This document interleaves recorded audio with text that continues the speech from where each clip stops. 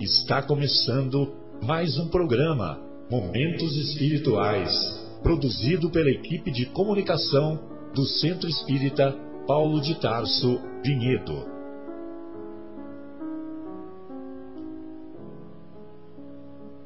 Se guardas contigo o estigma do sofrimento, indagando pela solução dos velhos problemas do ser e da dor, se percebes a nuvem que prenuncia a tormenta e o vórtice traiçoeiro das ondas em que navegas, vem conosco, estudemos a rota de nossa multimilenar romagem no tempo, para sentirmos o calor da flama de nosso próprio espírito, a palpitar, imorredouro na eternidade, e acendendo o lume da esperança, perseveremos juntos em exaltação de alegria que Deus, o Pai de infinita bondade, nos traçou a divina destinação para além das estrelas.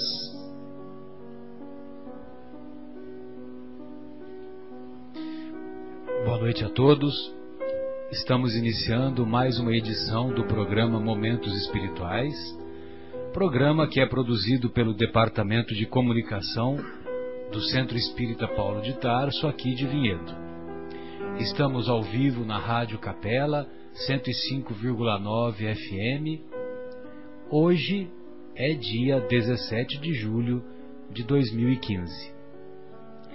O nosso contato através do telefone da Rádio Capela é 3876-6846. Temos também o e-mail cept.vinhedo@gmail.com. Temos também ainda o canal no YouTube CEPT Vinhedo. E, recentemente, a Rádio Capela inaugurou o sistema de WhatsApp, pelo WhatsApp, 019, através do número 019 996 39 7984. Pois bem, estamos iniciando então o nosso programa Momentos Espirituais e dando continuidade ao estudo de O Livro dos Espíritos, no livro 4, Esperanças e Consolações, particularmente no item intitulado Penas Temporais. Neste item, Penas Temporais, na questão 983, nós vamos encontrar o nosso codificador da doutrina espírita, Allan Kardec, indagando aos benfeitores espirituais. Não experimenta sofrimentos materiais o espírito que sofre suas faltas em nova existência? Será então exato dizer-se que, depois da morte, só há para a alma sofrimentos morais? Então, será que para a alma existe somente sofrimentos morais? Os benfeitores espirituais assim respondem: é bem verdade que quando a alma está reencarnada, as tribulações da vida, os desafios que a vida nos impõe, são-lhe um sofrimento. Mas só o corpo sofre materialmente. Falando de alguém que morreu, continuam os benfeitores espirituais, costumais dizer que não mais sofrerá. Nem sempre isto exprime a realidade. Como espírito, está isento de dores físicas. Ou seja, no mundo espiritual, como o corpo material é completamente diferente, o corpo espiritual é muito mais sutil, muito mais refinado, então ocorre uma ausência de dores físicas como compreendemos aqui na Terra. Dependendo, porém, das faltas que tenha cometido, pode vir a ser ainda mais desgraçado em nova existência. o mal rico terá que pedir esmola e se verá a braços com todas as privações oriundas da miséria. O orgulhoso estará à volta com todas as humilhações. Aquele que abusa de sua autoridade e trata com desprezo e dureza os seus subordinados, se verá forçado a obedecer a um superior mais ríspido do que ele o foi.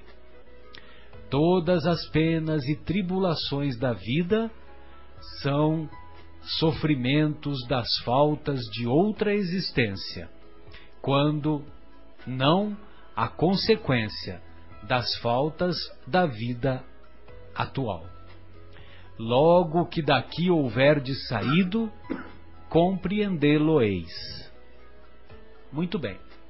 Então, será que todos os sofrimentos que temos aqui quando encarnados, nós encontramos a causa apenas em existências precedentes? Ou temos também as causas atuais das aflições? Nós vamos encontrar lá em O Evangelho segundo o Espiritismo, no capítulo 5, Bem-aventurados os aflitos. Então, Kardec nos esclarece que há dois tipos de causas das aflições: as causas atuais das aflições e as causas anteriores das aflições. As causas atuais são a consequência daquilo que de maneira equivocada praticamos na atual existência. E as causas anteriores são consequência daquilo que de equivocado, de errado, praticamos em existências anteriores. Então, por exemplo, lá na obra 50 anos depois, nós vamos encontrar lá no finalzinho da obra o Emmanuel nos revelando que o então imperador Adriano, que havia sido um imperador muito intolerante, muito inflexível com os seus inimigos e com as pessoas que lhe faziam oposição, então o Emmanuel revela que o imperador Adriano, quando desencarnou, ficou um curto período no mundo espiritual e, em seguida, reencarnou numa família muito pobre de um bairro chamado Esquilino, que era um bairro da periferia da Roma, da cidade de Roma antiga, da Roma antiga. Então, vejam vocês que se nós hoje sofremos humilhações e essas humilhações não têm causa na existência presente, significa que em existências anteriores nós também provocamos humilhações. Há um outro sentido também que vale a pena nós fazermos uma reflexão, que muitas vezes nós, por nos mantermos ainda orgulhosos, nós nos deparamos com frequência com provas ou com situações que nos provocam humilhação, justamente porque nós ainda nos mantemos orgulhosos.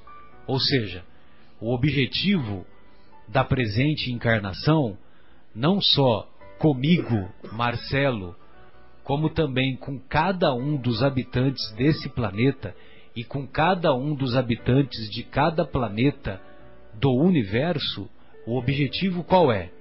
Aprender. E para nós aprendermos a humildade, nós temos que enfrentar situações em que o nosso orgulho é provado. Então, nós estamos apenas fazendo uma reflexão inicial e estamos acompanhados hoje do nosso querido Fábio, da nossa querida Sônia e também do nosso querido e infatigável Marcos. O nosso querido Guilherme hoje encontra-se em compromissos na antiga capital brasileira e está lá às voltas com seus familiares na cidade maravilhosa. E daqui nós mandamos um abraço carinhoso para ele e para os seus. Fábio, gostaria de ouvi-lo em suas considerações iniciais. Fique à vontade. Marcelo, aqui os espíritos usam a palavra expiação, né? Basicamente ele está falando que o espírito que expiou aqui na Terra, se ele necessariamente vai continuar sofrendo lá no plano espiritual, de forma moral ou de forma física, né? Ou de alguma forma. Queria só falar um pouquinho sobre esse termo expiação, para ficar claro para os ouvintes. Sim. Antes e até hoje, né, vamos dizer assim, a gente sempre colocou à tona, colocou fora da gente o sentimento de justiça. Então, se eu estou sentado aqui, o Marcelo passa por trás de mim e dá um tapa na minha cabeça, eu vou querer, o meu instinto, né, a minha vontade vai ser de dar um tapa na cabeça dele imediatamente. Porque eu vou querer que a justiça seja feita. Né? Eu vou querer que ele sofra o que eu sofri. E é assim que eu encaro justiça. Mas não, a lei de Talião, né? É a lei de Talião. E isso vem sendo assim desde milênios, né, Sônia? Só que Deus não vê assim. Deus vê o seguinte: o Marcelo deu um tapa na cabeça do Fábio. O Fábio sofreu. O que eu tenho que fazer para o Marcelo aprender que não se deve dar tapa na cabeça dos outros? Que dói. Se a melhor solução for ele levar um tapa na cabeça para ele aprender isso, então tudo bem, que ele leve. Mas, como Deus é misericordioso, existem outros meios do Marcelo aprender que não se deve dar um tapa na cabeça do Fábio. E muitas vezes ele vai aprender essa lição por outros caminhos. Só que, se eu for um espírito que entendia a palavra de Jesus, falando assim, olha, perdoa 70 vezes, 7 vezes, se eu for um espírito que confia na justiça divina, eu não vou me preocupar se o Marcelo levou o tapa na cabeça ou não. Eu vou ter certeza que Deus vai encontrar um meio de fazer o Marcelo aprender essa lição. E às vezes o Marcelo pode aprender até essa lição no fundo do seu remordimento, né, do seu arrependimento, e usando a sua mão, ao invés de dar tapa na cabeça dos outros, para dar flores, né, para servir. E aí ele recuperou, e ele aprendeu a lição sem ter levado um tapa na cabeça. Então, a expiação que os espíritas tanto falam é a necessidade de o espírito viver uma lição que né, que o fará aprender que tal coisa não se deve fazer. Perfeito. Então, por exemplo, se o único jeito de eu aprender que não se deve dar tapa na cabeça é levando um tapa na cabeça, esse tapa que eu levei agora para aprender foi uma expiação. Né? Então eu sofri uma dor, eu tive um sofrimento que me ensinou que tal coisa não se deve fazer. Então a gente fala que a gente vive num mundo de provas e de expiações. Por que a gente fala que expiações com X? Exato. Então por que a gente fala que a gente está sofrendo expiações? Porque nesse mundo nós estamos aprendendo as lições de como evitar ser aquilo que a gente tem sido. Né? Então nós estamos vivendo na carne, muitas vezes, experiências dolorosas para deixarmos de fazer com os nossos irmãos aquilo que fazíamos. Né? Então expiar é isso. São lições que nos vão mudar de rota, mudar de caminho para um caminho, correção de rota. Né? Perfeito. Então na pergunta os espíritos falam assim: nós vamos continuar expiando, né? Ou seja, nós vamos continuar corrigindo a nossa rota sempre, né? A resposta é sempre que necessário. Claro que se a gente está no plano espiritual e nós não temos mais corpo, os métodos de correção da rota são diferentes, né? E a interferência da nossa moralidade aí fala muito mais alto. Mas uma vez de volta à carne, aí temos os métodos físicos novamente para nos ajudar a voltar para o caminho, a voltar para Deus, a buscar gravitar em torno de Deus novamente, para aqueles que perderam a rota. Perfeito. Muito boa exposição, viu, meu caro Fábio? E vale a pena que a gente procurar a ajuda do dicionário quando nós vamos encontrar que expiar com X significa sofrer as consequências de algo. Expiar com X significa purificar, cumprir a pena que reabilita. Então, por isso que a gente vê na doutrina o tempo todo, né? Expiação, mundo de provas e expiações, né? Mundo de provas e castigos. Então, não é errado nós dizermos que expiação é castigo. Só que nós evitamos de usar esse termo castigo, porque quando a gente fala em castigo, isso nos remete à culpa, à punição, e aquilo parece aquela coisa eterna que não tem fim, né? Na verdade é educação, né? Não é punição. Quando o objetivo é educação, que foi o que dissemos anteriormente, que o objetivo de cada habitante deste planeta e de todos os inumeráveis que existem no universo, o objetivo da vida de cada habitante é aprender. E expiar com S significa observar secretamente, né? É aquilo que o 007 faz, né? Então é o espião.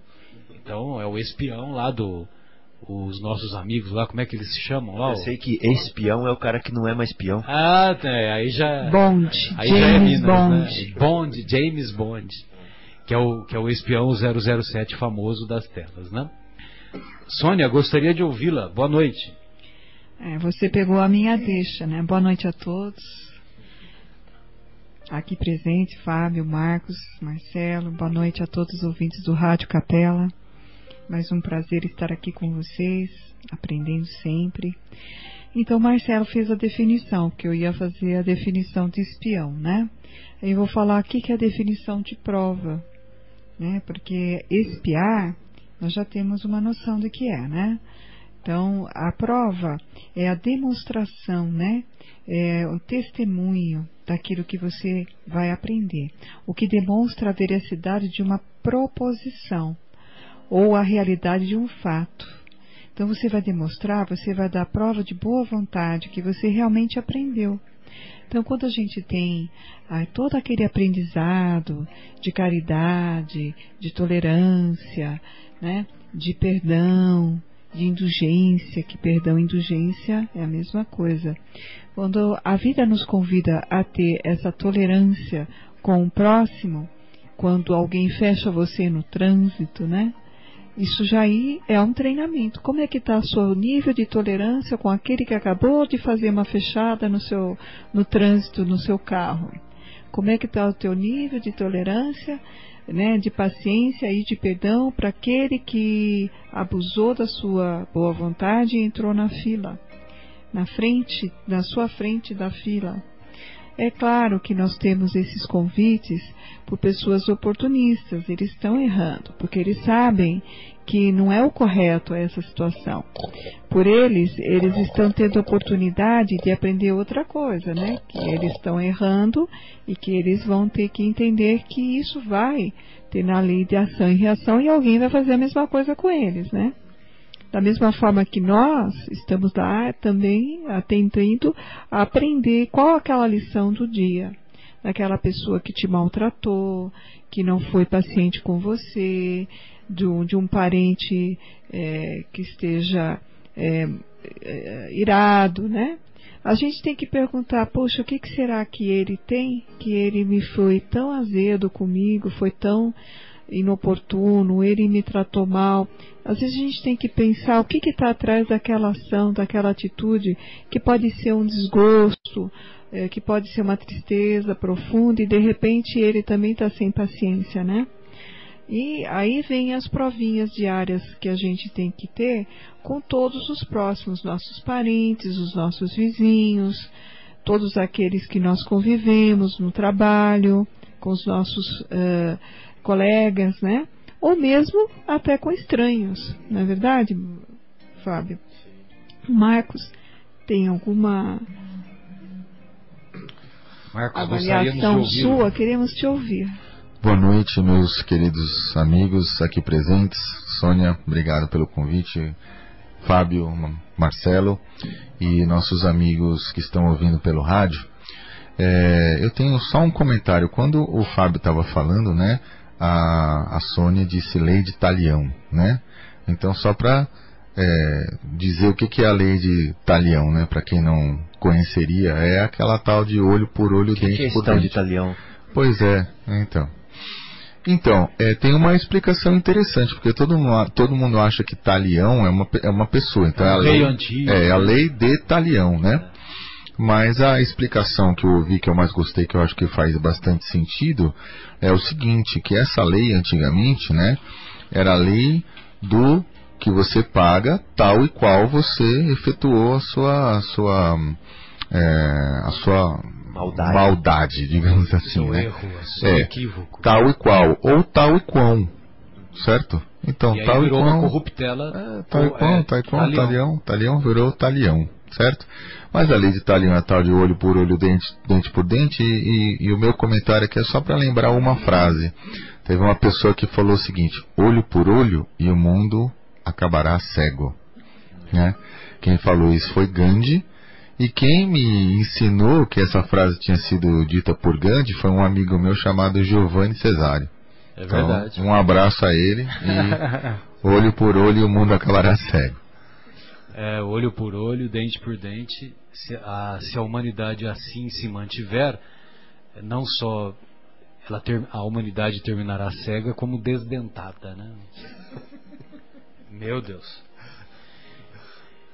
Amigos, nós vimos também nesse comentário que se uma pessoa faz mau uso da riqueza, numa existência seguinte, ela vai reencarnar numa situação de privação, numa situação de miséria. Ou seja, ela fez mau uso do dinheiro, né? E fazendo mau uso do dinheiro, chegou lá no mundo espiritual, a própria consciência dela viu as inúmeras bobagens, né, que ela havia cometido, e ela se arrepende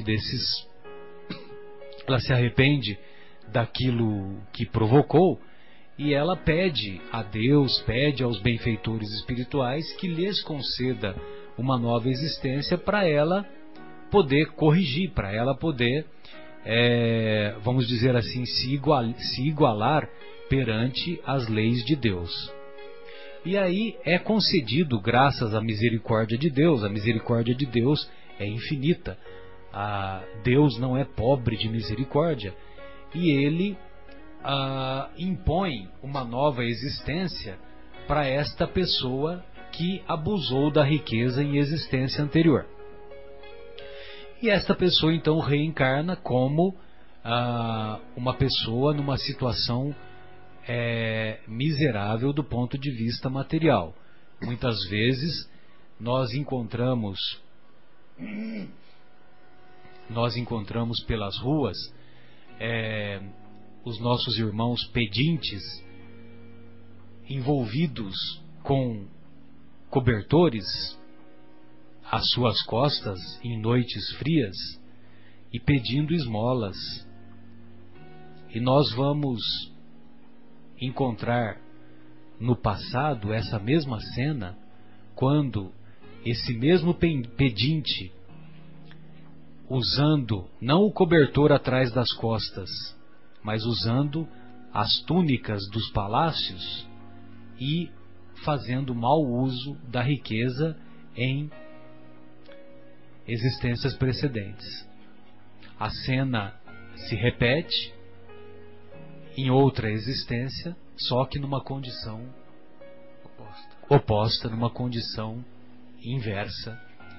que lhe provoca, sem dúvida, uma humilhação, mas essa mesma humilhação, esse mesmo sofrimento, vai fazer com que ele tenha aquele sentimento de culpa abreviado e ele se sente em paz com a própria consciência quando, se ele souber suportar com coragem, suportar sem se revoltar com esta situação, então sim, aí ele vai conseguir se igualar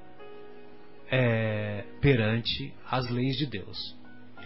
E nós nos recordamos também de uma passagem evangélica muito bonita, para mim em particular é muito tocante, que é o nosso querido Zaqueu. E nós vamos encontrar lá nos evangelhos o encontro maravilhoso de Zaqueu com Jesus. Zaqueu, todos sabemos, era o chefe dos publicanos, lá em Jericó. Jericó era a cidade dos comerciantes, a cidade onde fervilhavam as atividades comerciais, as atividades... E o ICMS, né? As atividades do mercado. Para nós, hoje em dia, seria o ICMS estava fervilhando, né? Estava aquecido. Muito bem. Aí, o Zaqueu era de estatura baixa. Ele era baixinho. E, naquela época, Jesus era um popstar, né? Ou seja, ele era uma pessoa, onde ele ia, ele levava multidões, né? É mais ou menos como, por exemplo, os Beatles, aonde os Beatles iam, multidões queriam assistir aquele conjunto. Depois, em décadas seguintes, aquele conjunto Queen, né, do Fred Mercury e tantos outros, né? Pois bem, então, aonde Jesus ia, multidões o acompanhavam. Tô lembrando aqui, o Papa hoje é assim, né? O Papa também, né? O Papa, onde o Papa vai, lógico que multidões o acompanham. Pois bem, e lógico que como ele era de estatura baixa, e ele sabia qual o caminho que Jesus ia fazer, o que ele fez? Ele subiu numa figueira, num sicômoro, através de um sicômoro, para ficar num lugar que ele pudesse pelo menos ver Jesus. E para a surpresa dele, o que aconteceu? Quando Jesus passa próximo da localidade onde estava Zaqueu, Jesus lhe dirige o olhar. Já pensou o seu olhar encontrar com o olhar de Jesus? Que coisa maravilhosa que deve ser, né? O magnetismo que é impregnado, aquela coisa toda. Então, o olhar de Jesus cruzou com o olhar de Zaqueu, e Jesus, que não era bobo nem nada, Jesus fala para Zaqueu: Zaqueu, desça daí porque hoje eu vou jantar lá na sua casa. Olha que Jesus era ousado, né? Ou seja, já garantiu a refeição dele, né? Pois bem, aí quando Jesus vai até a casa de Zaqueu, Jesus faz um trocadilho com o próprio nome. Porque em hebraico Jesus significa Yeshua. Yeshua em hebraico significa aquele que salva. Uma vez que o J não existe em hebraico. O que existe é Yeshua. Mas lógico, foi traduzido para o português, o nome chegou como Jesus e nós compreendemos e sabemos quem é Jesus do mesmo jeito. Muito bem. E Yeshua significa aquele que salva. Quando Jesus entra na casa de Zaqueu, o que ele diz? Hoje a salvação entrou nesta casa. Ou seja, hoje Jesus, né, eu entro nessa casa, né, e significa a salvação. Pois bem, e Zaqueu era odiado pelos seus compatriotas, porque ele era publicano, e o publicano era o cobrador de impostos. E os judeus daquela época não gostavam de pagar impostos. Só naquela época que não se gostava de pagar impostos. Hoje nós adoramos pagar impostos, né? Pois bem, aí o Zaqueu... Não, mas o duro, Marcelo, é que naquela época eles pagavam imposto para o Império Romano. Exato. Né? É como se a gente tivesse que pagar imposto para os Estados Unidos. Exatamente. Ou seja, pior ainda, né? Pior ainda. Pagar imposto já é ruim. Para os Estados Unidos, Deus me livre. Exatamente. Exatamente. E o publicano, ele era um judeu, só que ele tinha autorização dos romanos para cobrar imposto dos seus irmãos judeus. Só que esses cobradores de impostos, eles cobravam os impostos e davam a parte para os romanos, só que os romanos toleravam os publicanos, porque os publicanos, olha que gozado, desviavam uma parte para si. Mas é só naquela época que acontecia isso. Hoje não acontece isso. Não, corrupção começou agora. Então, só tinha naquela época. Então, os publicanos, eles eram odiados pela população da época. Só que Jesus não fazia diferença em conversar com pessoas que eram consideradas pessoas de má vida, que eram mulheres, prostitutas. Jesus fez uma mudança tão grande que ele, naquela época, o Haroldo nos explica que na época um homem não podia ser visto conversando com uma mulher em público. Marcos, nas leis da época não permitiam que um homem conversasse com uma mulher em praça pública, nas ruas. E Jesus veio derrubar tudo isso, porque Jesus conversava em público com prostituta. Então, quer dizer, ele veio revolucionar. Ninguém valorizou tanto a mulher como Jesus. Pois bem, aí o nosso querido Zaqueu ficou tão comovido com a visita de Jesus em sua casa que ele disse que ele doaria para os pobres metade dos bens que ele possuía. E não era pouca coisa, porque ele só era o chefe dos publicanos, né? Ele não era só um publicano, ele era o chefe dos publicanos. E ele disse mais, que ele daria 4 vezes mais o valor que era devido se alguém tivesse se sentindo prejudicado pelos impostos que eventualmente ele teria cobrado de maneira equivocada. Que ele pagaria 4 vezes o valor. Né? Zaqueu era o rico da época. Era o rico da época. Pois bem, segundo as tradições cristãs, após a desencarnação de Jesus, ficou vaga com o suicídio do nosso querido Judas, ficou vaga vamos dizer assim, uma vaga no colégio, uma cadeira no colégio apostólico. Eram 12 apóstolos, ficou uma vaga, né? Uma cadeira vaga.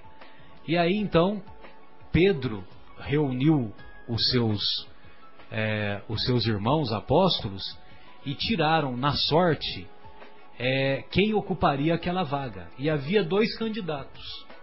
Um era Matias e outro era, não me lembro o nome do outro personagem. Teria que fazer uma consulta no Atos dos Apóstolos, bem no comecinho.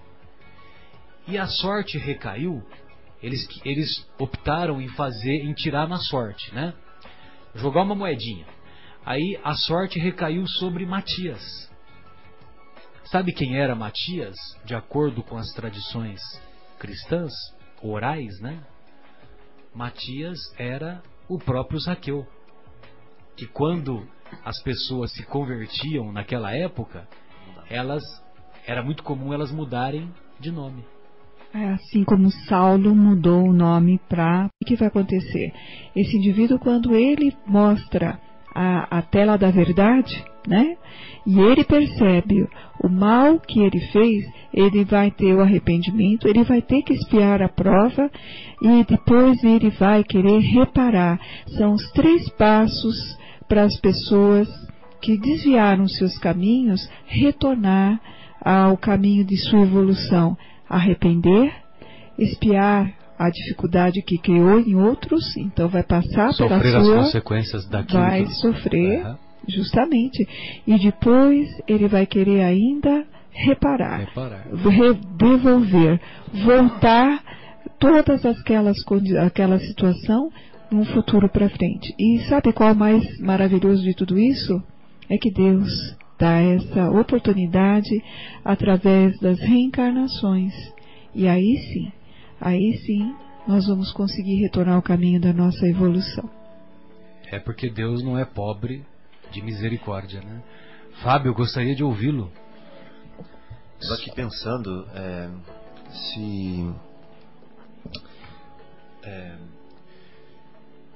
se as pessoas, quando chegam do lado de lá, se elas têm condições de se arrependerem de fato.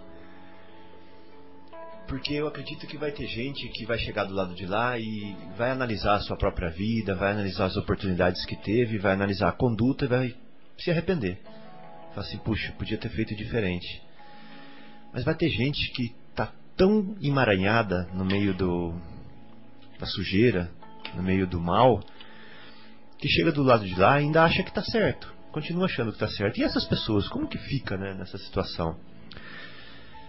Essas pessoas, Deus vai pegar, vai dar as mãos para essa pessoa, e assim estou falando de uma maneira figurada, né? Lógico. Ele vai colocar mensageiros abnegados que vão dar as mãos para essas pessoas e vão levar lá naquela aldeiazinha, lá naquela vilazinha e mostrar, olha, você está vendo essa pessoa que está sofrendo aqui? Ela está com asma, né? Ela está com dificuldades respiratórias. O posto de saúde não recebeu os recursos para atendê-la, para dar um medicamento para ela. E agora virou crônico, né? Ela vai sofrer isso até o finalzinho da vida dela. E o dinheiro que era para vir para ela estava nas suas mãos. Passou pelas suas mãos e você o subtraiu, né? Então, quer dizer, estou dando um exemplo tonto, né? Mas uma coisa que acontece no nosso dia a dia, porque eu estou falando como se fosse um político, e são só os políticos que são errados, né? Mas agora eu vou dar um exemplo do nosso dia a dia. Eu tenho o meu carrinho lá, e o meu carro está chegando na hora do motor dele pifar. Eu já sei que está chegando a hora, porque ele já tem tantos quilômetros rodados, e ele já está começando a dar certos sinais. Então o que eu penso? Está na hora de eu vender o meu carro. Para quem? Para um tonto qualquer. O primeiro trouxa que aparecer. Exato. E eu não vou falar nada, né? E vou conseguir o dinheiro como se fosse um carro bom, que não tivesse o problema do motor, e eu passo o problema para o meu irmão, achando que eu estou fazendo a melhor coisa do mundo. Que é a lei de Gerson, né? Estou levando vantagem. Então, o que vai acontecer? Chega na mão do nosso irmão esse carro, que precisava do carro para trabalhar, porque ele é um comerciante. O motor do nosso amigo pifa. Independente da atividade dele. Exato. Estou dando um exemplo, sim. Marcelo, para ficar fácil da gente entender como as coisas acontecem. Lógico, podem acontecer, né? Então vamos supor que ele é um comerciante e o motor do carro dele pifa justamente no momento em que ele está com uma dificuldade financeira muito grande. Aí ele entra numa dívida, né, para poder arrumar o carro, que é um meio de trabalho para ele. Aí essa dívida soma com outra dívida, fica impagável, ele vai à falência, os filhos deles passam necessidades, ficam doentes, vai saber as consequências que isso tudo vai ter. Tudo por quê? Porque começou na minha desonestidade. Então, eu vou chegar do lado de lá e vou achar que eu sou bonzão, que eu sou esperto, que eu sou o melhor, né? Só que, se eu não entender do lado de lá, para eu me arrepender sozinho, pode ter certeza, né, Sônia, que os amigos espirituais vão nos dar uma forcinha para a gente entender e para a gente chegar nesse arrependimento. E a dor vai ser tão grande que a gente vai querer arranjar um meio de consertar isso. Deus, o que eu posso fazer para essas pessoas que eu prejudiquei? Eu não quero ficar com isso mais na minha cabeça, né? E enquanto esse meio não vem, a dor é grande, o sofrimento é alto. No mundo espiritual nós temos acesso às mais diversas telas mentais, tanto das atividades ou das atitudes positivas, quanto das negativas que praticamos e suas consequências. Pois não, Marcos, gostaria de ouvi-lo. Marcelo, eu queria só fazer um comentário, talvez desmistificar uma coisa que até no meio espírita, é bem recorrente. A gente escuta, que é o seguinte: vamos supor, né? Eu vou chutar aqui. Nasceu com defeito nas mãos. Ok. Então é porque na vida passada fez alguma coisa errada com as mãos, ou não sei o que, fez alguma coisa com as mãos. Aí ficam aquelas, né? Ou então, isso é supondo, vendo já o nosso irmão com alguma dificuldade. Ou então, nós fazemos previsões. Ele roubou, então vai ter as mãos, né, na próxima encarnação assim assado. Veja, isso não é nada diferente da tal da lei de Talião. Então a gente está imputando a Deus uma qualidade humana, né? Ele não ia necessariamente fazer isso, né? O que ocorre é o seguinte: sim, nós temos as leis de ação e reação, nós temos as nossas ações terão, né, consequências. E como que é essa consequência? Essa consequência não é que está escrito, olha, fez isso, vai sofrer isso.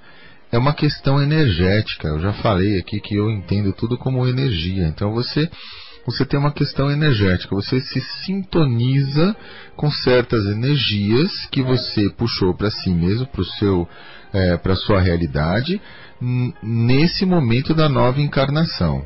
Agora, eu li alguns livros que dizem o seguinte: se você conseguir se desvencilhar desta energia, fazendo outras coisas, atitudes positivas, ou mesmo sofrendo as consequências sim das energias negativas, só que de uma outra forma que não tenha nada a ver com aquele ato em si que você perpetrou, né? Então, você não necessariamente, se você usou mal as mãos, você vai ter algum problema nas mãos. Você vai sim arcar com as consequências, mas se você entendeu aquilo e já arcou com as consequências de uma outra maneira, esta outra maneira já foi suficiente para que você aprendesse. Então é mais ou menos na linha do que o Fábio estava falando. Por quê? Porque você já entendeu. Você vai ser levado ao entendimento de uma maneira ou outra. Não necessariamente você vai ter alguma coisa que esteja tão intimamente relacionada com aquele órgão ou com aquela coisa que você fez que dê na vista. Claro que existem essas coisas, né? E os próprios espíritos solicitam essas provas antes de encarnar. No seu plano reencarnatório, ele diz: ok, então já que eu fiz isso, então acontecerá aquilo. Ele próprio chama para si essa responsabilidade. Se ele chegou nessa clareza de pensamento, nessa clareza de entendimento, ele mesmo vai solicitar a sua prova. Só que quando a gente chega aqui, nós esquecemos, né, de tudo o que a gente fez e de que nós solicitamos essas provas, e aí muitas vezes a gente culpa quem? Até o próprio Criador, né? Deus me fez assim. Mas, né, é só para deixar claro que não tem às vezes muita relação direta uma coisa com a outra. Vocês concordam com isso? Eu concordo e não é essa uma questão que eu concordo, né? A literatura espírita, ela explica isso direitinho, ela nos traz claro, cada caso é um caso e ainda tem os seus atenuantes. Às vezes essa própria pessoa pede para perder o braço, porque é a própria pessoa, hein? Né? É a própria pessoa, não, eu não fui digno, eu não mereço ter um membro, eu prejudiquei muita gente na escravidão, por exemplo, escrevendo ou deportando escravos, como tem no livro da obra do Emmanuel, né? Se eu não me engano, acho que é Renúncia, e eu quero ficar com a minha mão né, debilitada. Mas não é bem assim, às vezes O Antero você... de Oviedo, que voltou assim. Uhum. O Antero de Oviedo, ele era um traficante de escravos, e ele voltou com defeito nas mãos. É isso mesmo, da obra do Renúncia. Renúncia, né, do Emmanuel. E às vezes essa situação não vem ainda de uma má formação congênita, ou seja, aquilo que foi mal formado no útero da mãe. Às vezes é um ato que vai ter que ser ocorrido durante a sua vida. Às vezes, e por você, e não raro, né? Você faz coisas boas, você pratica a caridade, conhece o cristianismo. Eu não estou citando religião, estou citando atitudes cristãs, porque isso é que Deus pede de nós, né? Na verdade, Deus nunca ergueu nenhuma igreja, nem levantou nenhuma parede dizendo a igreja tal, a igreja X, a igreja Y. Mas o que vem é aqui que sejamos cristãos, ou seguimos os passos que o Filho de Deus nos deixou, né? E esse indivíduo que era para perder um braço, ele acaba perdendo um dedo, né? O que é isso? Uma atenuante, né? Uma atenuante, estamos dando uma oportunidade para esse indivíduo que ele teve, de alguma forma, o seu compromisso diminuído e mais precisava ser punido, né? Precisava sofrer essa situação, mas é Deus, é a espiritualidade, cada um tem as suas atenuantes, e a gente tem que entender que nós estamos ainda muito pequenos numa ciência tão grande, tão alta, que é todo esse conjunto de reencarnações, reparações, retornos de vidas, juntar o grupo novamente para que cada um pudesse ressarcir, reparar e melhorar-se. Sônia, e às vezes o espírito solicita uma pena, né, no seu plano reencarnatório, e os próprios espíritos responsáveis, superiores, dizem assim: olha, você não vai aguentar essa prova, então é melhor que você não tenha esse grau de comprometimento na sua nova encarnação. Então faz o seguinte, ó, vai devagarinho, vamos pagar em parcela, né? Então faz assim, ó, não vai totalmente, né, danificado dessa maneira. Faz aqui um pouquinho, depois você faz pouquinho, senão você não vai aguentar. Então eles sabem até o limite, né, que esse espírito que nós temos, né, de suportar essas dores. Então esse comentário que a Sônia fez nos remete, evidentemente, mais uma vez, à capacidade infinita, e que nós temos apenas uma pálida ideia, a capacidade infinita de Deus demonstrar o seu amor através do perdão inesgotável, através da sua misericórdia que não tem limites. Por não ter limites, a misericórdia divina nos concede tantas e tamanhas oportunidades, e peçamos a Deus que saibamos aproveitá-las. Mas o que é interessante nessa conversa é que, conforme vocês iam falando, a gente sempre se reporta, ou a gente sempre se recorda das passagens evangélicas. E nós vamos encontrar a famosa passagem do cego de nascença, que Jesus curou. Essa passagem quer dizer, né, todas as passagens de Jesus são sublimes, né, mas tem algumas em particular que nos tocam mais ao coração, logicamente que dependendo da afinidade que cada um tem por este ou por aquele detalhe. Mas particularmente para mim esta passagem, ela é muito comovente, porque o cego de nascença é levado para Jesus e Jesus pergunta se ele quer ser curado, e ele sim, ele responde que ele gostaria de ver. E imaginem vocês, uma pessoa que nunca enxergou.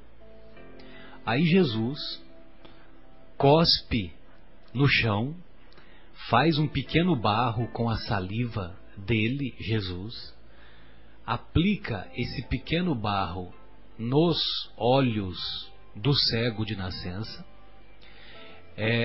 Logicamente que quando nós falamos olhos, eu imagino que seja nas pálpebras, né, com os olhos fechados, né? E ele diz para o cego de nascença, para ele ir se lavar na piscina de Siloé, ou no tanque de Siloé, que era um lugar lá que era muito conhecido em Jerusalém. E também Jesus recomenda que, após ele ter a visão restituída, que era para ele fazer a oferenda que deve ser feito nesses casos para os sacerdotes. Ou seja, para os sacerdotes saberem, tomarem conhecimento que havia ocorrido um milagre. Milagre no sentido de que um fenômeno que não tinha explicação pelo conhecimento científico da época. Pois bem, mesmo na época atual é difícil de explicar essa passagem, você imagina naquela época, né? Mas hoje nós temos conhecimento da capacidade de energia, da capacidade da ação magnética dos fluidos, e Jesus, como governador planetário e que tem todos esses conhecimentos, logicamente que ele tinha condições de fazer um barro com a saliva e aplicar no olho da pessoa para que a visão fosse restituída. Pois bem, o interessante da história é que depois que o cego tem a visão restituída e que faz a oferenda, um dos apóstolos, eu acho que foi Pedro, mas eu não me lembro exatamente porque eu não estou com o texto na mão. Um dos apóstolos, em particular, pergunta a Jesus: Jesus, mestre, quem pecou? Ou, na linguagem atual, quem errou? Quem errou, ele ou seus pais? Agora, por que um dos apóstolos, por que esse apóstolo perguntou? Ele perguntou porque eles já tinham o conceito da reencarnação. Senão, que sentido que tem essa pergunta? É ou não é? Ou seja, quem pecou? Ele ou seus pais? Uma vez que ele é cego de nascença, né? Então ele não poderia ter feito alguma coisa para depois nascer cego, né? Para pagar o que ele fez. Para pagar o que ele fez. Então ele teria que ter feito alguma coisa antes de nascer. Antes de nascer. Mas aí ele colocou em questão: será que foi ele que fez antes de nascer? Ou no caso foi os pais deles que fez e depois ele sofreu as consequências, né? Aí eu te falo, né, Fábio, que se a reencarnação fosse um conceito equivocado, Jesus teve algumas oportunidades de combatê-la. E ele não só não combateu, como afirmou. Né? Ou seja, nessa passagem, por exemplo, nessa passagem ele poderia falar para os apóstolos: não, esse negócio de que alguma coisa que aconteceu em vida anterior, isso aí não existe, isso é conversa mole e tal. Ele poderia ter falado isso. Só que ele não falou. Qual foi a resposta do mestre? A resposta do mestre foi: nem os seus pais e nem ele. Nem ele, nem seus pais pecaram ou erraram. Mas isso aconteceu para que ele desse testemunho e glorificasse a Deus. Para que testemunhasse e glorificasse a Deus.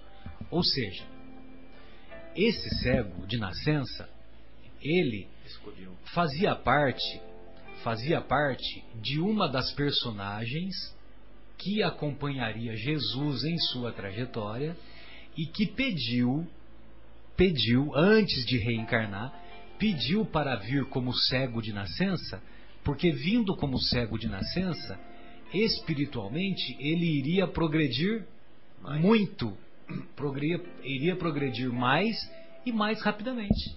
Ele iria galgar alguns degraus evolutivos e ele tinha merecimento para isso, então ele pediu essa oportunidade. Então por isso que nem ele havia pecado e nem os seus pais. Pois não, o Sônia. interessante disso tudo, para a gente entender que nem todo mundo que reencarna está pagando ou espiando. Exato. E tem as oportunidades que você quer vir ao planeta para tentar subir um pouco mais. Então, são pedidos para mostrar o esforço próprio, né? Para ter o mérito de suportar as dificuldades e poder entender que é uma ascensão. Né? Não que ele seja um endividado ou que ele tenha fazendo uma expiação de uma falta passada, né? Exatamente. Por isso que diante dos reveses ou diante dos desafios que a vida nos impõe, é importante termos uma reação positiva. Porque quando temos uma reação positiva, nós nos tornamos um exemplo positivo para as pessoas com as quais convivemos. Fábio, gostaria de ouvi-lo. Você ia fazer um comentário e eu te interrompi. Eu tenho uma boa notícia e uma má notícia. A má notícia é que eu esqueci o comentário que eu ia fazer. E a boa notícia, você tem outro? A boa notícia é que eu posso fazer outro comentário. Não, fique tranquilo, fique à vontade, senão nós damos continuidade sem problema.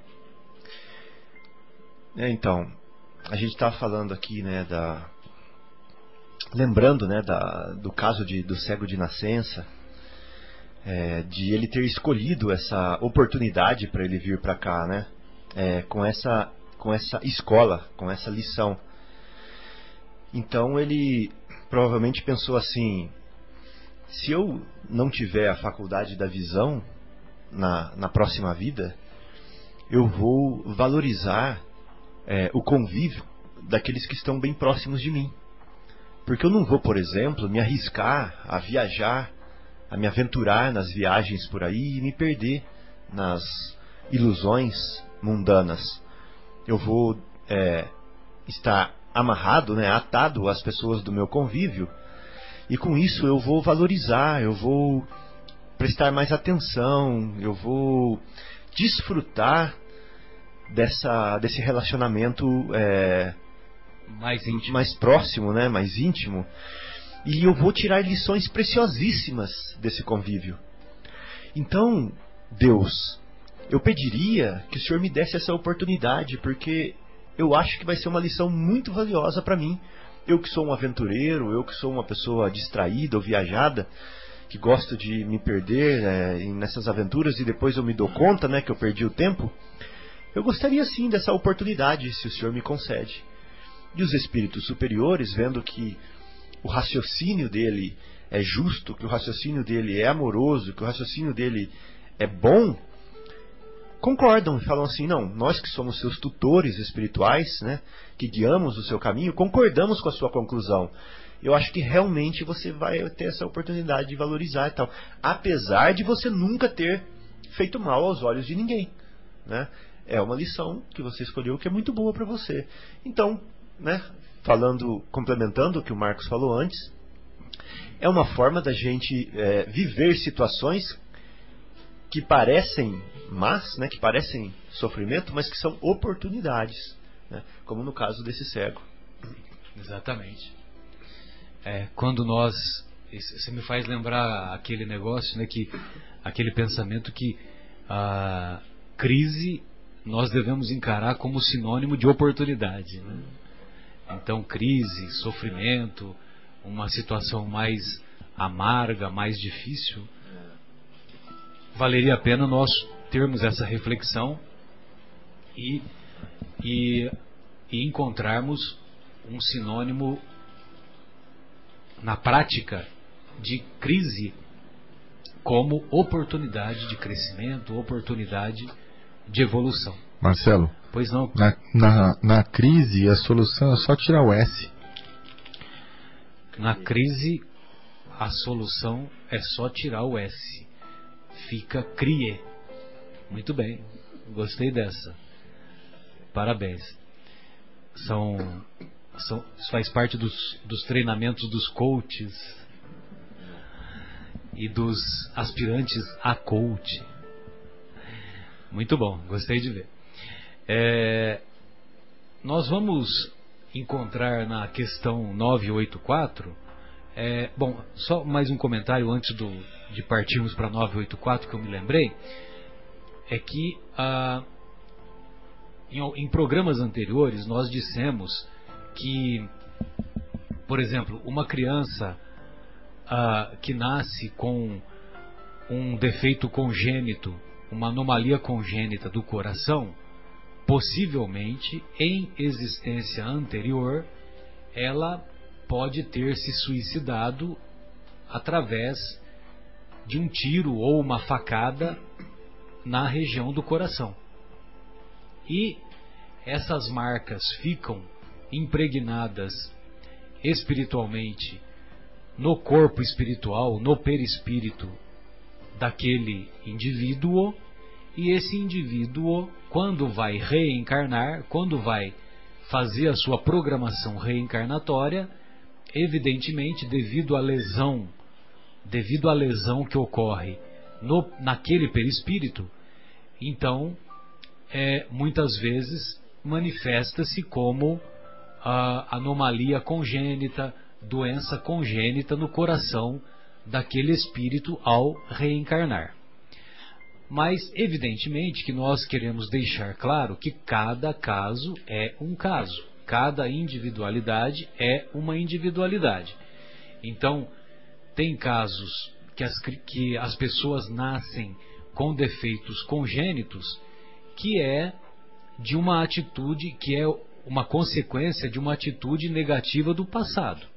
Mas também haverá casos em que algumas anomalias congênitas ocorrem como uma possibilidade de avanço, tal qual o exemplo do cego de nascença que desenvolvemos ainda há pouco. Pois não, Fábio? Um exemplinho bobo aqui. Quem cai de moto, rala o joelho e rala o cotovelo. Certo?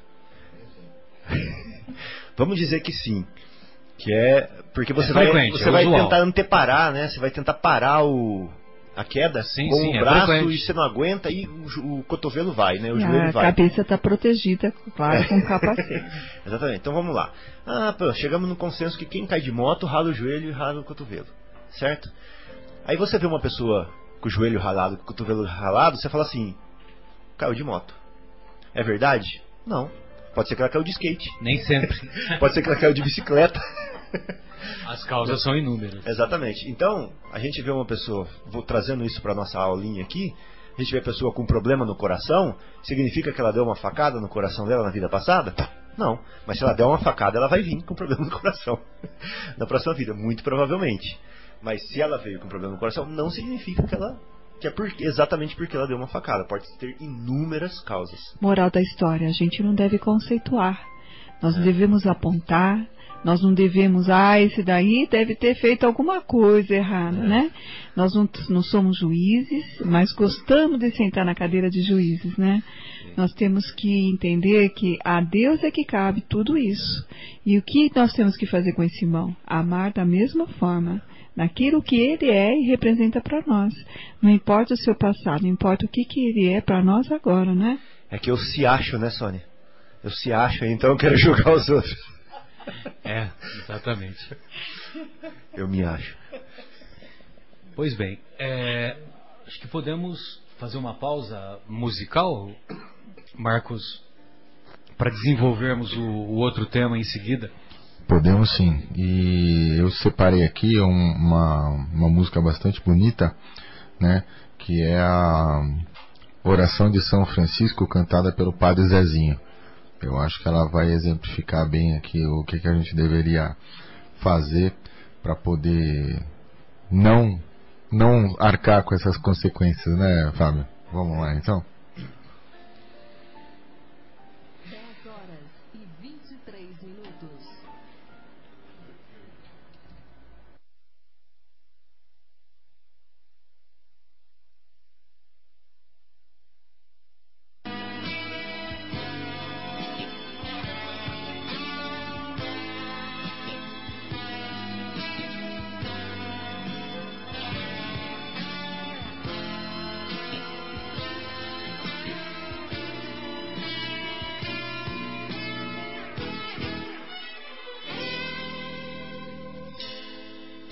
há dúvida, que eu leve a fé onde há ódio, que eu leve amor onde há ofensa, que eu leve perdão onde há discórdia, que eu leve união onde há erro, que eu leve verdade onde há desespero, que eu leve esperança onde há trevas, que eu leve a luz onde há tristeza, que eu leve a alegria.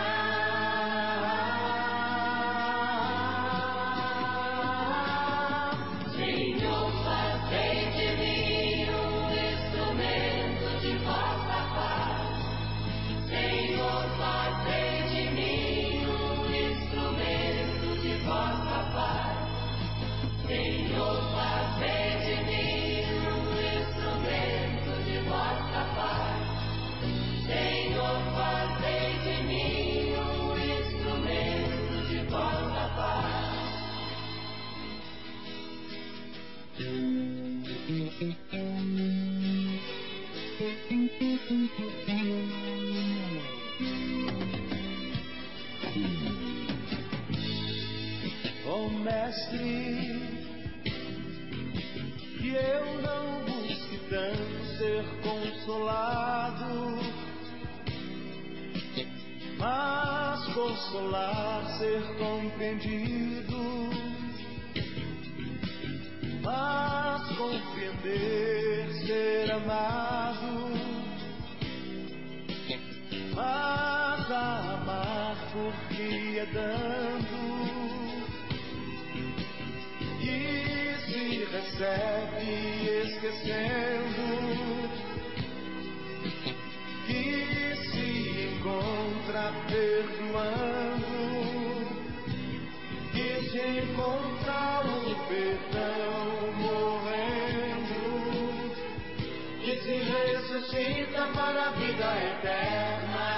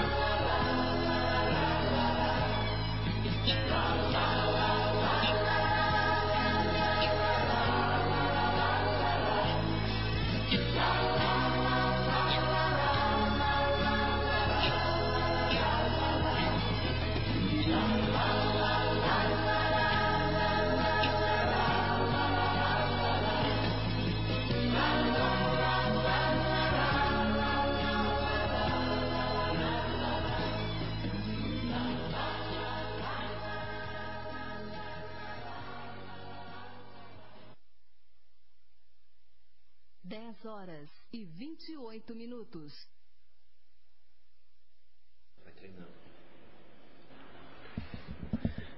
Retornamos com o programa Momentos Espirituais, aqui do estúdio da Rádio Capela FM 105,9,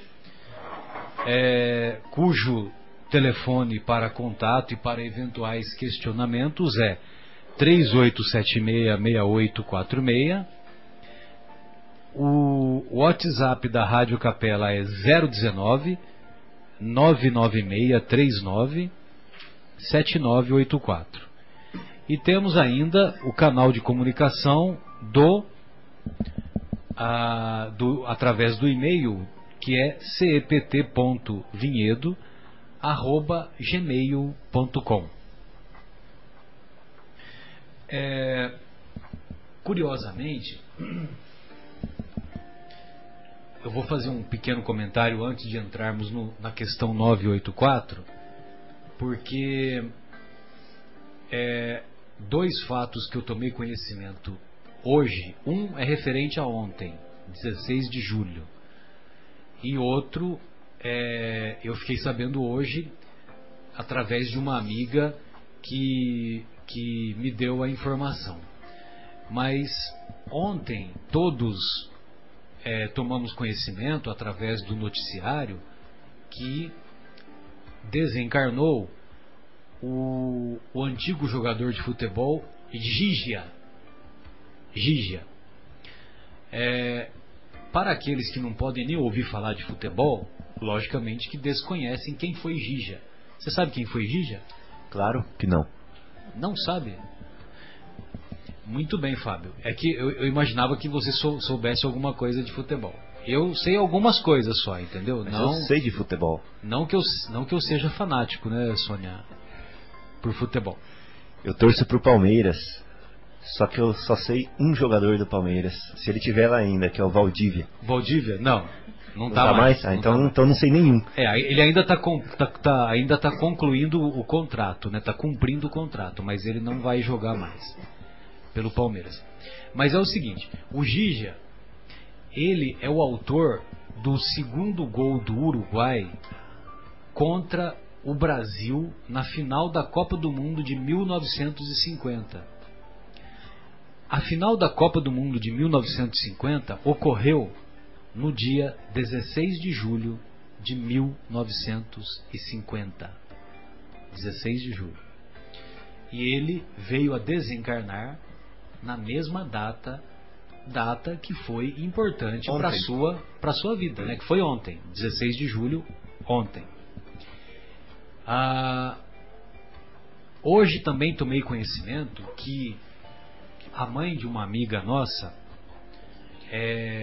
teve uma lesão no coração e ela teve que se submeter à angioplastia. A angioplastia nada mais é do que colocar um dispositivo para que as coronárias sejam dilatadas, sejam aumentadas em seu diâmetro, e dessa forma o sangue vai fluir de maneira mais adequada para o próprio coração e para o coração não mais sofrer os impactos de menos oxigênio, menos glicose para o próprio coração.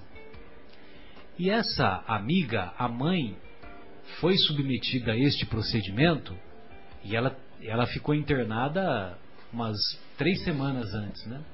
Ela foi submetida ao procedimento no dia 7 de maio de 3 anos atrás. Só que, curiosamente, 7 de maio, qual data que era? A data do aniversário da mãe desta nossa amiga. Então veja você como que é interessante, né? Agora, por que eu estou falando tudo isso? Por causa da coincidência. Então, a coincidência, diz a nossa querida Joana de Ângeles, é a maneira discreta que Deus se utiliza para mostrar e cativar a sua presença. Então, esses episódios de coincidência são muito interessantes, então por isso que eu achei que valeria a pena nós fazermos algum comentário. Eu vou ter que pôr a cereja nisso que você falou aí. Pois não. O Chico Xavier sempre disse que queria desencarnar num dia que fosse muito feliz para a população brasileira, né? E Deus então demonstrou o seu apreço por esse trabalhador incansável, né? Incansável. Demonstrou o seu apreço através de uma coincidência. Ou seja, ele desencarnou no dia que o Brasil foi campeão. Foi campeão mundial em 2002. Exatamente, o povo estava em festa. Exatamente. E ele E ele dizia, né, no seu círculo de intimidade, que ele gostaria de se despedir da Terra de maneira discreta. E como a população brasileira estava eufórica com a vitória da Copa do Mundo daquele ano, ele pôde desencarnar tranquilamente na surdina, e ele saiu do palco, né? A francesa, né? Como diz o nosso querido Agnello, né? A francesa, ou seja, sem alardes, né? Sem fazer barulho, sem holofote. Quando se deram conta, como ele fez, longe.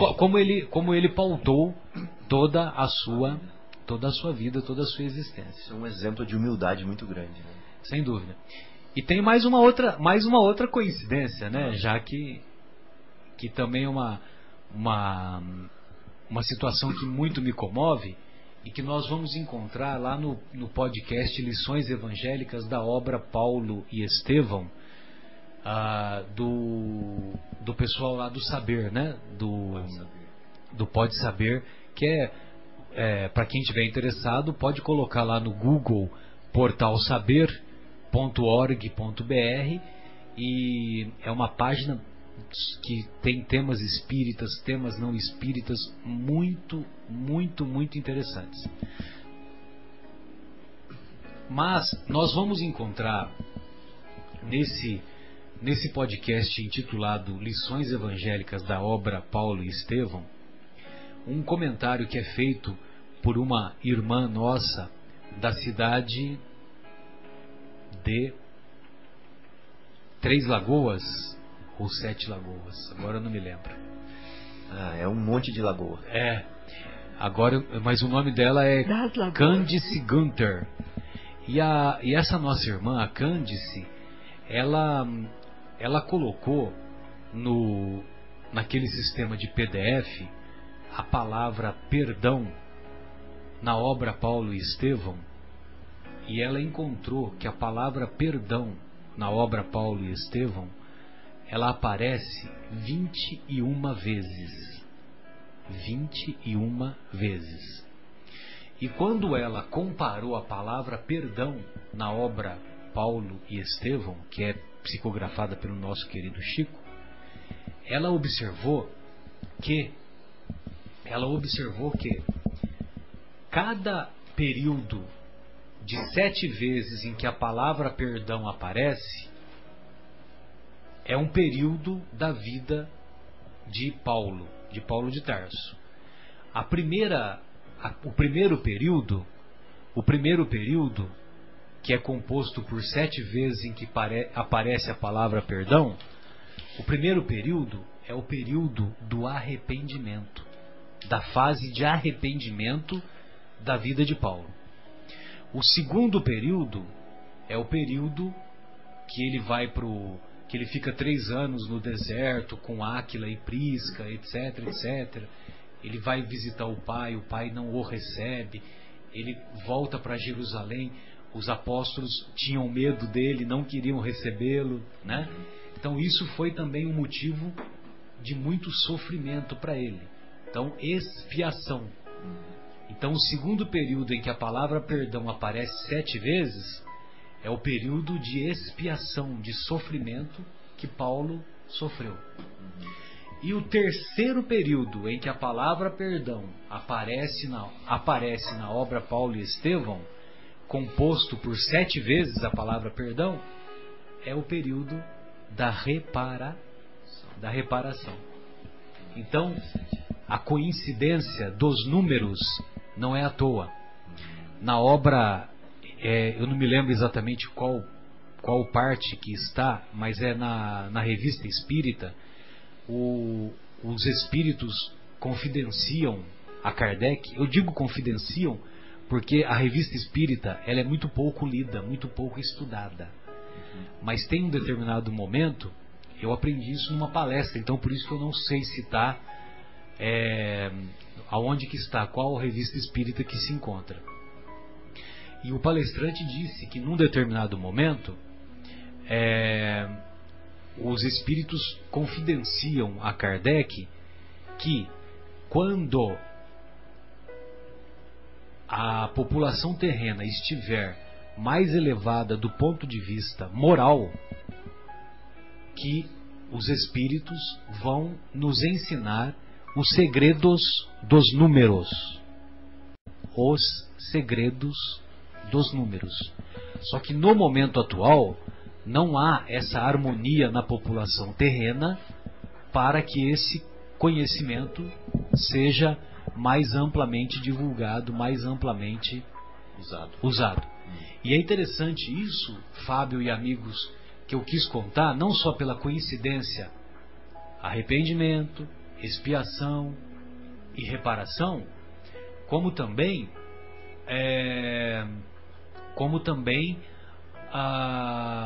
essa história dos números. Então veja vocês, né? O número 7, 21 vezes, 21 é múltiplo de 7. 7 é um número cabalístico, né, que o pessoal fala. Pois é, o então, 7, na verdade, a numerologia tem muito a ver, né?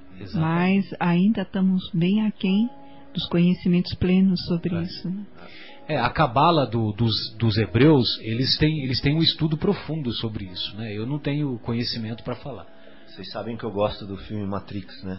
Pois não. Então tem uma frase lá que o mentor lá fala assim: Where you see coincidence, I see providence. Ou seja, aonde você vê coincidência, eu vejo providência. Pois é. Pois é. É a frase da Joana de Ângeles, né? A coincidência é a maneira discreta de Deus mostrar a sua presença. E o Carl Gustav Jung, né, o psicólogo, né, ele nos coloca que não existe coincidência, existe sincronicidade. É o nome que ele dá para esse tipo de coisa que beleza, hein? Que o nosso querido Fábio falou agora, né? Perfeito, sincronicidade. Pois não, então nós vamos encontrar na questão 984, nós vamos entrar na questão 984 e os estimados ouvintes poderão perceber que nós já fizemos alguns comentários envolvendo-a. Em todo caso, vamos lá. As vicissitudes, os reveses da vida, são sempre a punição das faltas atuais? Será que os sofrimentos que enfrentamos em nossa vida são sempre a punição das faltas atuais, dos erros atuais que cometemos? Então, como a pergunta foi sempre, os benfeitores espirituais evidentemente respondem: não. Não. Não é sempre. Não, já dissemos, são provas impostas por Deus ou que vós mesmos escolhestes como espíritos antes de encarnardes para expiação das faltas cometidas em outra existência, porque jamais, olha só que interessante, jamais fica impune a infração das leis de Deus e, sobretudo, da lei de justiça. Se não for punida nesta existência, sê-lo-á necessariamente noutra existência. Eis porque que vos parece justo muitas vezes sofre, é a punição do seu passado. É a punição do seu passado. Então tem situações em que encontramos pessoas que têm um comportamento ilibado, que têm um comportamento meritório, uma pessoa que é exemplar no seu dia a dia, e essa pessoa enfrenta uma prova, dali a pouco tem outra prova, dali a pouco tem outra e outra, e a gente fala: meu Deus, parece que essa pessoa está carregando todas as cruzes, né, do planeta, né? E às vezes a gente até diz, né, de maneira equivocada: fulano para sofrer tudo isso deve ter jogado pedra na cruz, né? E isso é um equívoco muito grande, né? Porque primeiro que lá no dia do Calvário, que culminou com a morte do Mestre, logicamente que tinha muita gente, mas não eram milhões de espíritos ou milhões de pessoas, né? Eram o quê? Tinha quantas pessoas lá? 1.000 pessoas? 2.000 pessoas? E todos nos recordamos que está escrito que num determinado momento começou uma tempestade e poucos foram os que ficaram, né? Pois bem, outro raciocínio que nós devemos fazer é que todo aquele que cruzou, que teve o seu olhar em confronto com o olhar do Mestre, todos os que cruzaram o olhar com o olhar de Jesus já se redimiram há muito tempo. Já se redimiram há muito tempo. Por quê? Porque o olhar do Mestre é impregnado por tal magnetismo, por tal sentimento de misericórdia, de perdão, de convite ao bem, que ninguém resiste a esse olhar. E é o que confidencia o Ananias, aquele mesmo que restituiu a visão a Paulo de Tarso 3 dias depois do dia em que as portas de Damasco, Paulo de Tarso teve a sua visão ceifada devido ao encontro espiritual com o Mestre, e essa visão só foi restituída 3 dias depois por Ananias. E Ananias confidencia a Paulo que ele estava participando da festa lá da Páscoa, e num determinado momento ele viu que a multidão estava acompanhando aquela personagem que estava sendo crucificada, e ele teve curiosidade e foi ver. E lá no dia do Calvário, num determinado momento, lá na cruz, olha só, veja você que mesmo na cruz o homem continuava trabalhando, né? Aí o seu olhar, o olhar do Mestre, cruzou com o olhar de Ananias, e para ele foi um convite tão profundo que ele quis saber quem é o cara, né? This is the man. E aí então ele foi tomar conhecimento, né, de quem era aquela personagem que tinha sido crucificada, e aprendeu as lições através dos apóstolos, e ele nunca mais abandonou os ensinamentos do Mestre e tornou um grande pregador, né? A tal ponto que Paulo de Tarso foi para Damasco justamente para aprendê-lo, né? Para aprender o próprio Ananias, né? Com certeza Jesus, Marcelo, com a visão de raio-x dele, assim, uma maneira engraçada de dizer, né? Mas acho que os ouvintes estão entendendo o que eu quero dizer. Ou seja, aquela visão que sonda o espírito imortal que habita aquele corpo naquele momento. Ele consegue pensar no meio da multidão quais são aquelas almas que estão maduras, ou, como diz lá em Minas, madurando, amadurecendo. Maturando. Não é o amadurecendo, lá é madurando mesmo. Então, aquelas almas que já estão despertando, essa é a palavra melhor para dizer, né? E aí ele não perde a oportunidade, né? Ele vai e olha para aquela pessoa, e aquela pessoa que está olhando para Jesus sente o influxo, né? Daquela energia, daquele amor, daquela força restauradora, daquela força de evolução, né? Mas eu queria comentar uma outra coisa, a palavra punição que a gente deu aqui, né? A gente já falou isso no começo do estudo, mas muitas vezes a gente se utiliza de palavras tradicionais, mas tendo em vista que o ouvinte vai entender que ela está sendo usada num sentido figurado, porque Kardec mesmo explicou inúmeras vezes que Deus não pune, que Deus educa, né? E aqui ele está falando de punição, obviamente, no sentido de educação, porque Deus não pune, Ele educa. E outra coisa é o seguinte: quando eu vejo o meu filhinho brincando de Forte Apache, para quem não sabe o que é Forte Apache, que hoje só tem videogame, né? Era aqueles construçõezinhas de plástico, onde tinha indinho, soldadinho, cavalinho, que eu brinquei muito disso. E eu não quero... Eu também. Já dá para ter uma ideia da sua idade, viu? Pois é, então... É que eu sou prematuro mesmo. E da minha também. Então, quando eu vejo o meu filho não querendo emprestar o indinho para o coleguinha, eu percebo a tendência do meu filho. E quando eu vou educá-lo, né, ou usando a palavra que Kardec usou, puni-lo, né, mas na verdade é educá-lo, eu não vou educá-lo porque ele não emprestou o indinho para o coleguinha. Mas como um pai sábio, o que eu vou enxergar por detrás disso? Eu vou enxergar a sua tendência egoísta, a sua tendência de querer as coisas somente para ele. Então eu vou educar o egoísmo do meu filho.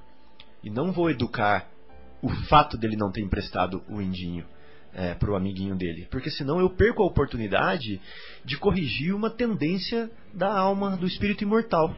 Né? Então eu acho que é isso que a gente tem que estar atento, e isso que a gente tem que prestar atenção nas lições que Deus nos dá durante a vida. O que essa dor está querendo amolecer no meu coração? O que está cristalizado? O que está enraizado, que eu deixei enraizar dentro de mim, de tendência ruim, de tendência negativa? E essa dor, esse sofrimento veio, vamos dizer assim, essa punição, né, ou essa educação, o que ela veio amolecer? Né? Então é isso que a gente tem que analisar, é isso que a gente tem que entender. Por quê? A expiação, segundo Emmanuel, só existe para os corações endurecidos. Muito bem. Muito bem. Bem, amigos, estamos nos aproximando do nosso desfecho do estudo de hoje. Esperamos que os comentários, as reflexões que aqui abordamos possam ser úteis para a nossa caminhada evolutiva, sobretudo para que estejamos atentos para compreender que o erro não é necessário. Ele pode ser útil, mas não é necessário. Se nós temos conhecimento que esse caminho, ou aquele outro, é um caminho equivocado, nele não devemos entrar. Nele não devemos trilhar. Por quê? Porque nós já temos esse conhecimento. Agora, se infelizmente fizermos a escolha equivocada de trilhar esse caminho, ou o caminho equivocado,